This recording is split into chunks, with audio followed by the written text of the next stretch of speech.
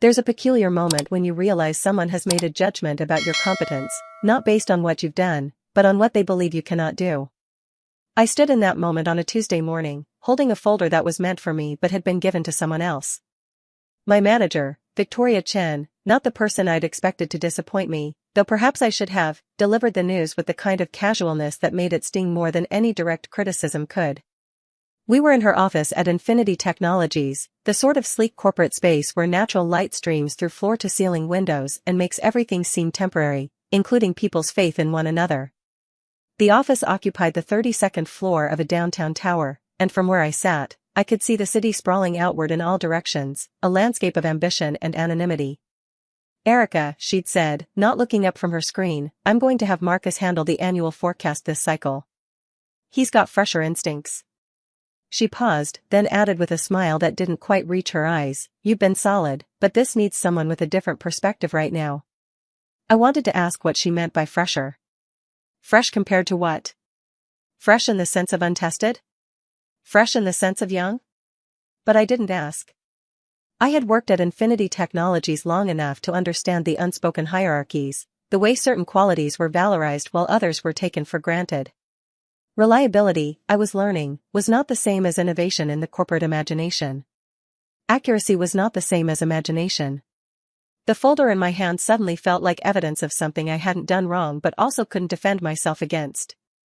I was 34 years old, had worked at Infinity Technologies for 6 years, and had been the sole architect of the previous 3 forecasts. Each one had been accurate within a 2% margin, a metric Victoria herself had praised during performance reviews. But fresher instincts, apparently, trumped accuracy. The words felt like a door closing, quietly but firmly. I had joined Infinity Technologies during a period of rapid expansion. The company was in the fintech sector, building platforms that helped institutional investors navigate market complexity. I had been brought on as a junior analyst, fresh from a master's program in quantitative finance, eager and uncertain in the way that newly credentialed people often are. Over 6 years, I had worked my way up through careful, meticulous analysis.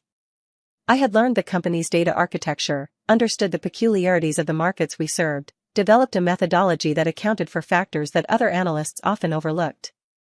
I walked away without responding. There was nothing to say that wouldn't sound defensive, and I had learned long ago that defending yourself in these moments only compounds the problem.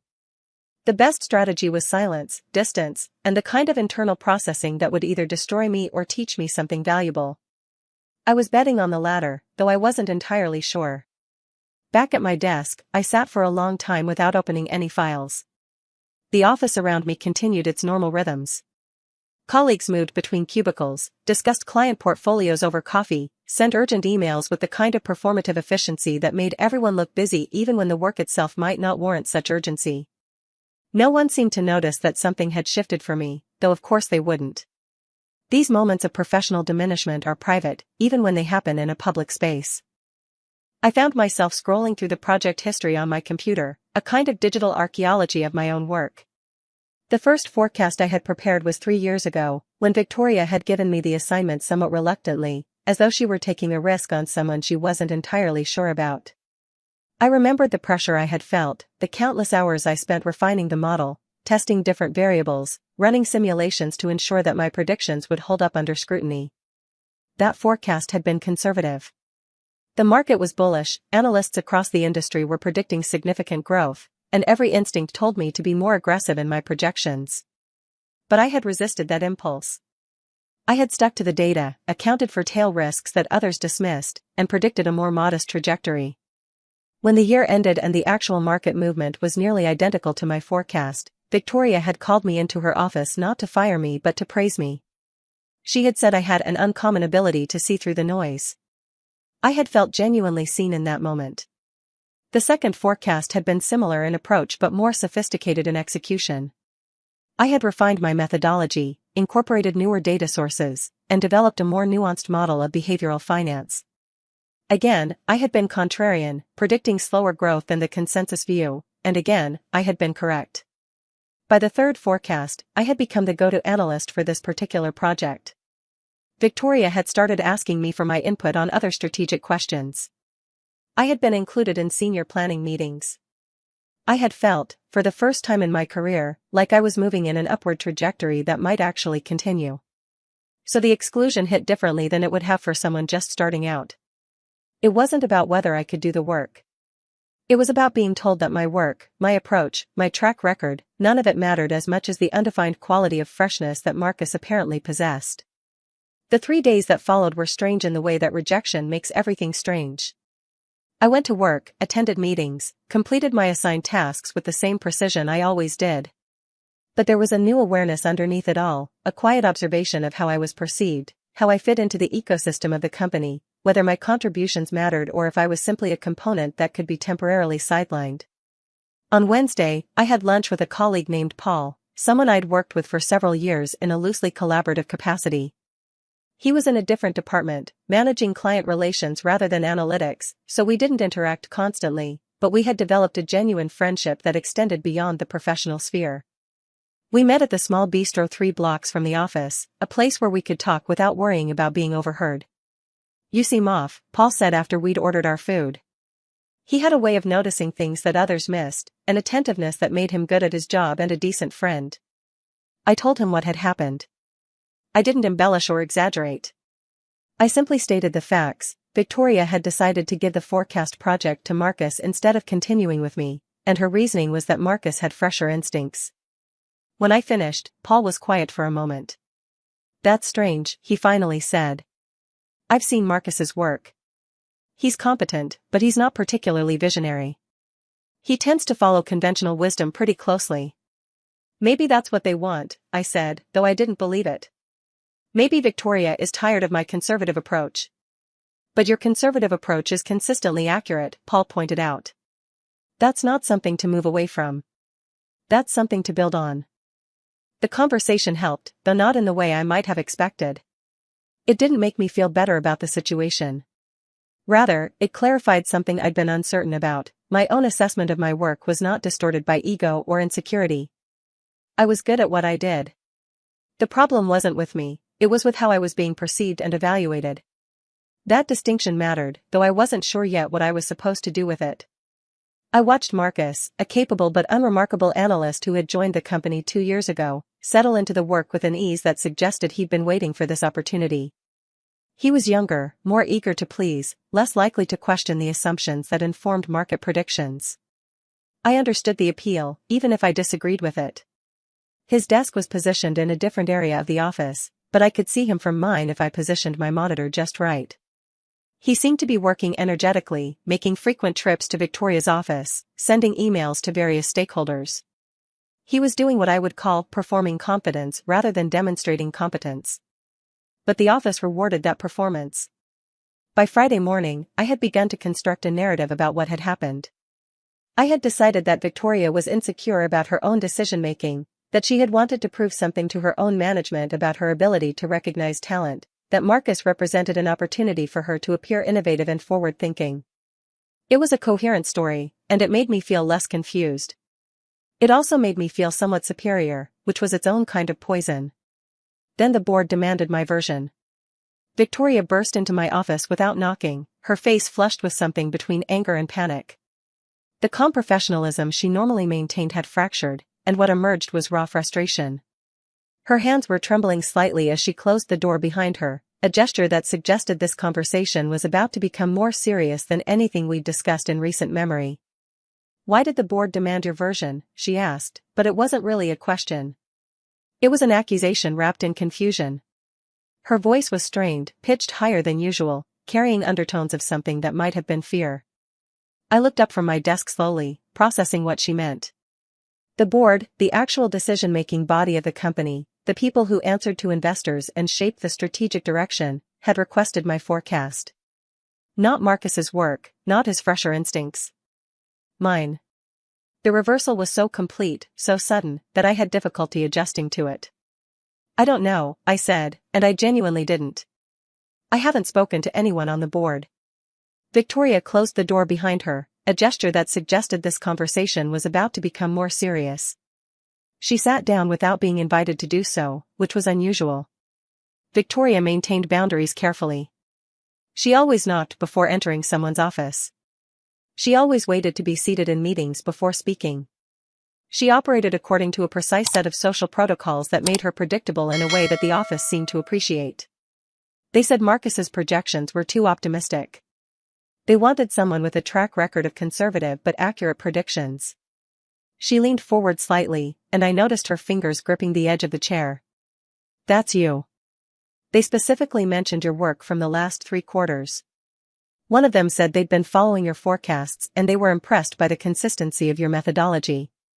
The words hung in the air between us, and I felt something shift in my chest, not triumph, exactly, but something closer to vindication. Or perhaps the beginning of understanding something I'd been too hurt to process before. I realized in that moment that Victoria herself had not been responsible for the board's decision. She had been as blindsided as I had been when they came to her asking for my work. What does that mean for the timeline? I asked, focusing on the practical dimension of the situation rather than the emotional one. They want it Monday morning. Full presentation, supporting materials, the complete analysis. It's accelerated, but it's also an opportunity. If you do well with this, there are implications for your career trajectory. She paused, and for the first time that week, she looked at me as though I were a person and not a problem to be managed. I made a mistake. I should have trusted your instincts. So what happens now? I asked, though I was already thinking several steps ahead. Monday morning presentation meant I had roughly 48 hours to prepare something comprehensive. I would need to refresh the data, run new simulations, and ensure that everything was bulletproof in terms of methodology and presentation.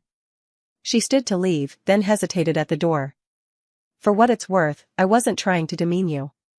I thought Marcus needed the opportunity. I thought it was about development. It was about something else, I said quietly, not unkindly. It was about uncertainty. When you're unsure, you look for someone who seems more competent, even if competence isn't the same as competence. Victoria nodded, and there was something like sadness in her expression, perhaps recognition of her own pattern, or regret at having disrupted something that was working. She left without responding, and I was alone in my office again. The weekend I spent constructing the forecast was not about proving anything to Victoria or to the board. It was something quieter than that. I worked through the market data with the same methodical care I always brought to the work, but this time I was acutely aware of what had shifted. The exclusion, the reinstatement, the revelation, it had all clarified something that I'd been uncertain about before. I set up my home office on Friday evening, the small room that doubles as both a workspace and a repository for my personal projects. I had a second monitor, a desk that faced a window overlooking a residential street, and the kind of quiet that the office never afforded. I began by pulling together all the relevant data sources, market indicators, economic metrics, historical patterns, and behavioral finance studies that informed my approach. The methodology I used was something I had developed over years of incremental refinement. I built models based on multiple scenarios, each representing different assumptions about market conditions and behavioral patterns. Rather than trying to predict the single most likely outcome, I mapped out a range of possible futures and assigned probabilities to each. This approach necessarily produced more conservative predictions than conventional wisdom, but it also had an important virtue: it was honest about uncertainty. It didn't pretend to know things that nobody could know. As I worked through Saturday and into Sunday, I found myself reflecting on why I had chosen this approach in the first place. When I was first learning to do this work, I had been taught by professors and senior analysts who believed that the goal was to beat the market, to find the insight that others missed, to stake a claim to superior knowledge. That was the narrative of financial analysis, brilliant individuals identifying patterns that the crowd had overlooked, positioning themselves to profit from that insight. But my own experience had taught me something different.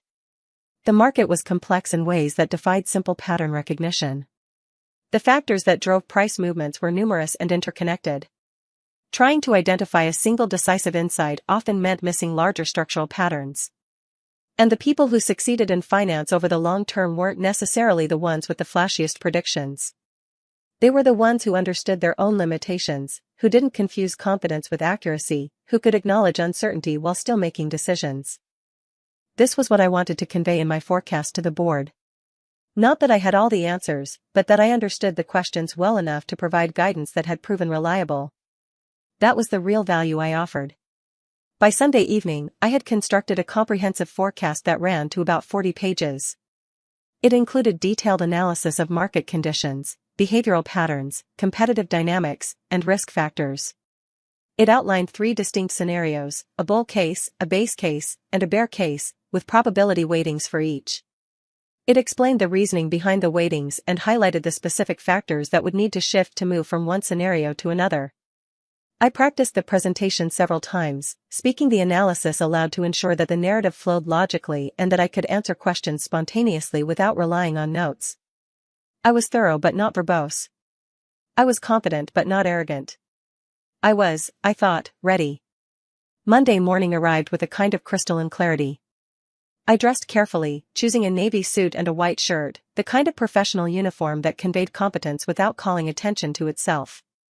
I arrived at the office early, well before the board meeting was scheduled, and I set up my materials in the conference room, printed copies of my analysis, access to the digital files, the presentation slides projected onto the screen. The board members arrived around 9 o'clock. There were 5 of them: Claire Ashton, the senior member who had been with the company since its founding, Richard Wong, who came from a venture capital background intended to focus on growth metrics, Susan Flores, who managed the company's relationship with institutional investors, and 2 others whose names and specific roles I had looked up but whose presence was less active in my understanding of company dynamics. Victoria was present as well, sitting to the side rather than at the table, which meant she was there to support the presentation but not to drive it. The implicit message was clear: this was my work, my responsibility, my opportunity. I began with the context. I explained how the market had evolved over the previous quarter, what the current consensus view was predicting, and why I believed that consensus was incomplete.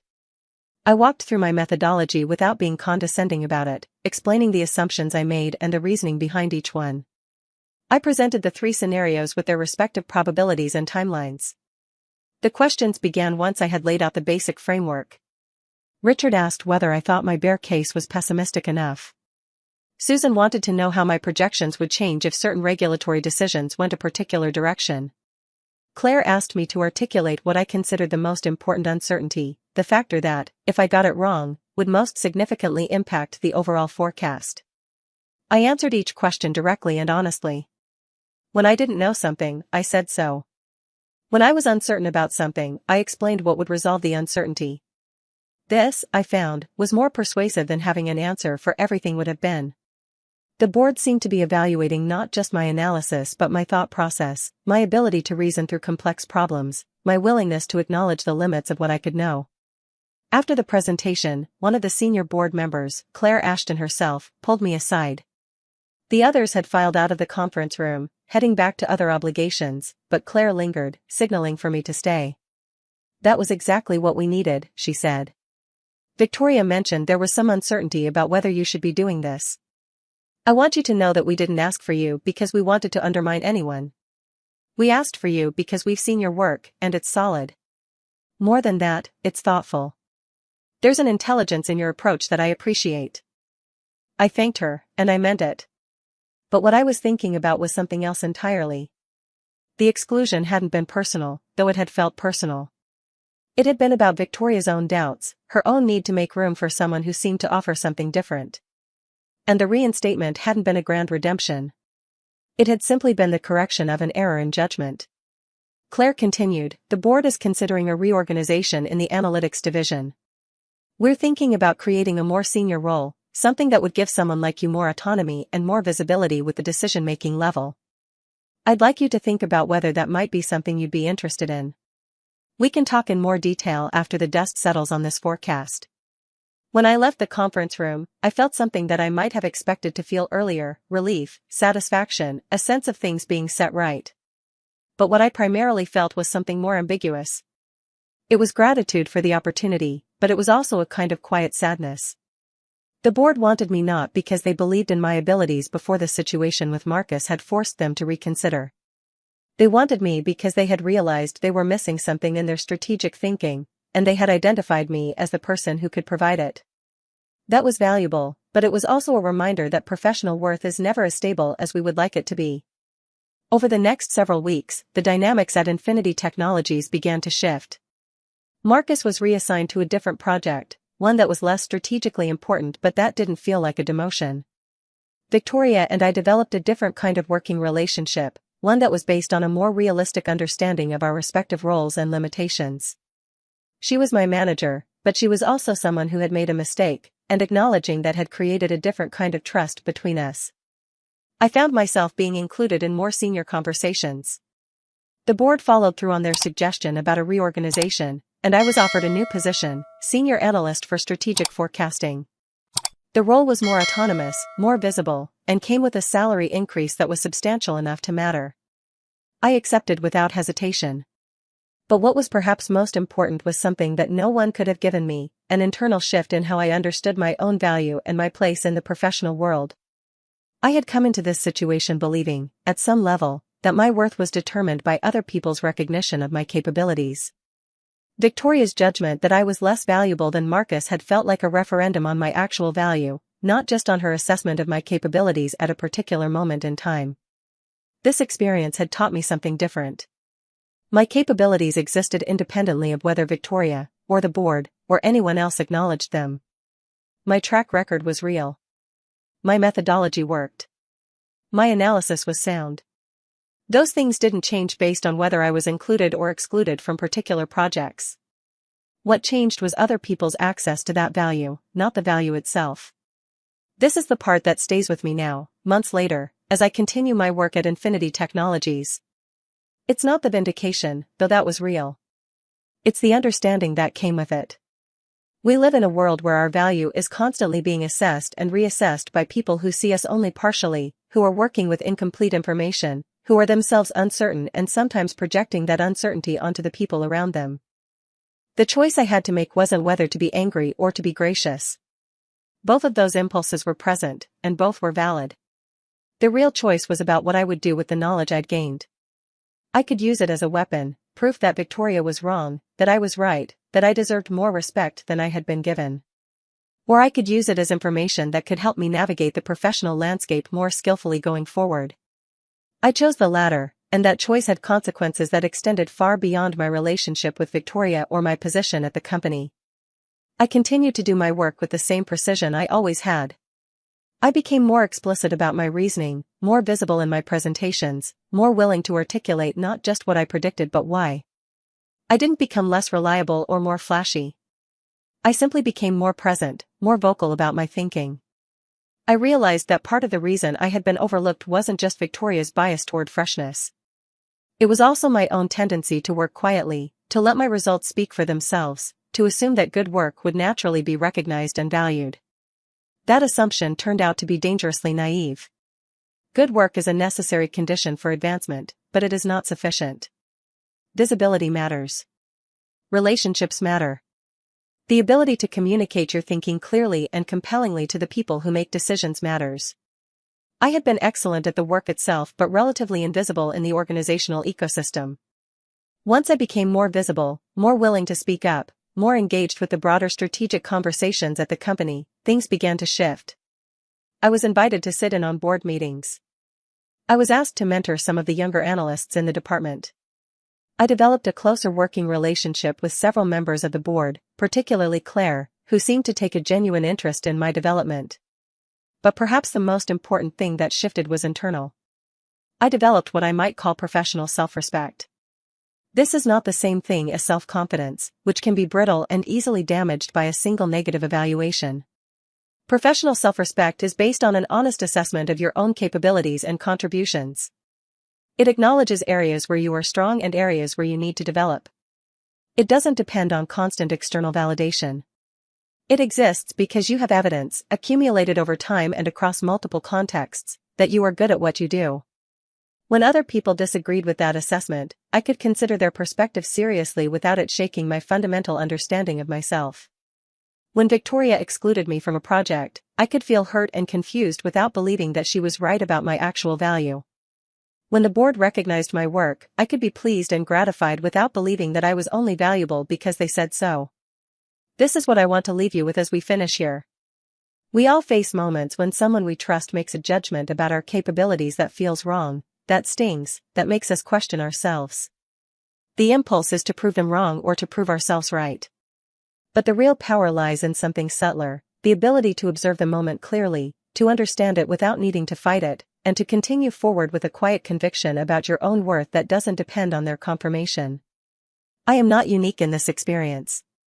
Every person who works in an organization, who cares about their career, who has invested themselves in becoming skilled at something, every such person will face this kind of moment. The question is not whether it will happen. The question is what you will do when it does. You can let it define you, accepting the judgment as final and true. You can fight against it, looking for vindication and proof of your value. Or you can acknowledge it as one data point in a larger picture, as information about how you are being perceived in a particular moment, without letting it determine your trajectory. Years from now, when I reflect on the time I spent at Infinity Technologies, the thing I will remember most vividly is not the moment of exclusion or even the moment of reinstatement.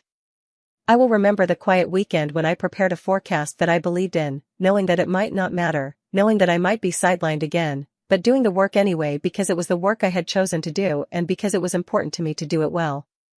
That's the forecast that matters most, the one you make about yourself, the one you believe in even when others are doubtful, the one that sustains you through the moments when you're on the outside looking in.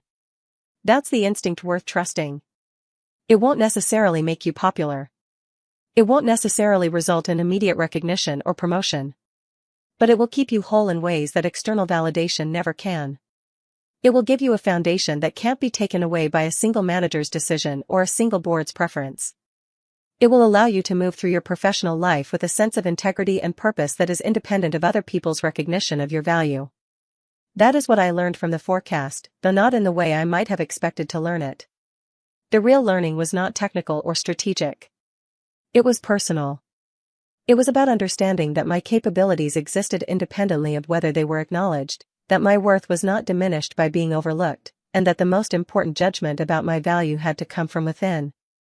Everything else, the promotions, the recognition, the board's interest in my work, those things followed naturally once that internal foundation was in place. And they mattered far less than I had thought they would.